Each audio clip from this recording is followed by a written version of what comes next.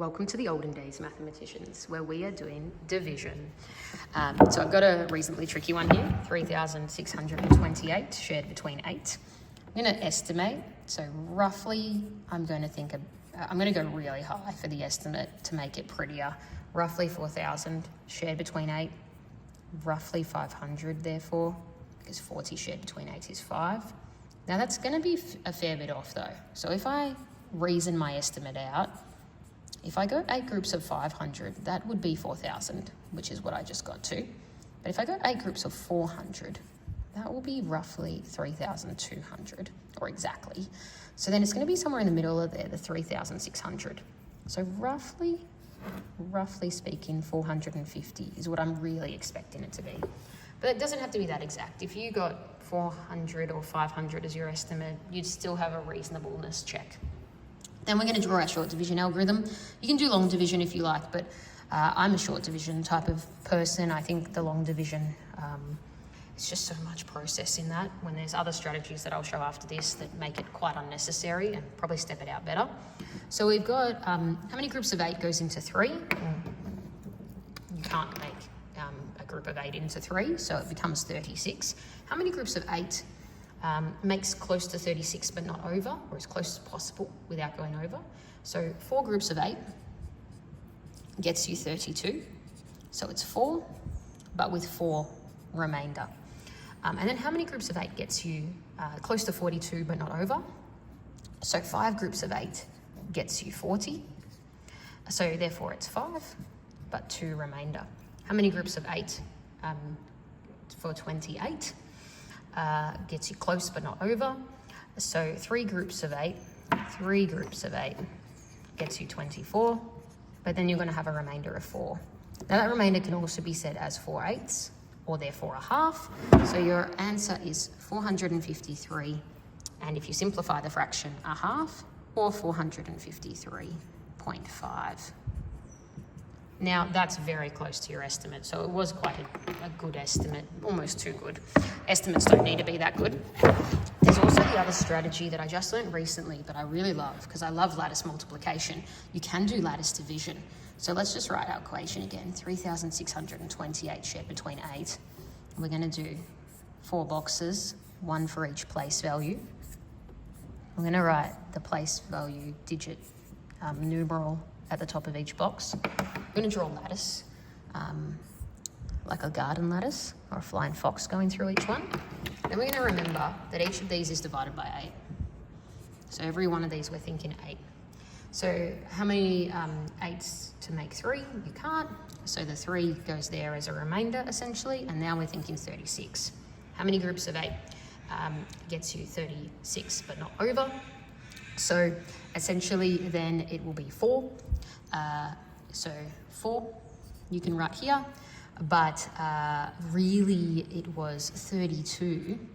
So what's left here is the 4, because it only made 32. 4 groups of 8 made 32, so the 4 was left over. So now it's got 42. How many groups of 8 to get you close to 42 but not over? 5, so the 5 goes here, but that was 40. So the 2 is renamed. Now it's 28. How many groups of 8 gets you close to 28 but not over? That's 3, because 3 groups of 8 gets you 24. The 4 is there. That's just left as a remainder now, so it essentially really goes, oh, sorry, that was 24. So that 4 becomes our remainder, so you just write it as a remainder 4 at the end. So 453 remainder 4, or 453 remainder 4. People set it out differently to what I did. There's a lot of videos online, or a few, about lattice division. I like this way because it does show, it sort of shows the 32 and the 4 makes the 36, the 40 and the 2 makes the 42, 24 and the 4 makes the 28, but then these are what you had to multiply to make the 32, to make the 40, to make the 24. So it makes sense to me. It keeps track of it easier, but it will take time to learn, like any strategy. That's where you want to show students a few, but then get them to nail down on 1 or 2 and practice it to mastery. But you need to show them a few first so they know which one they want to nail down and practice, rather than being stuck in one mode. There's a couple others I want to show you as well. So there's also the multiply to divide strategy.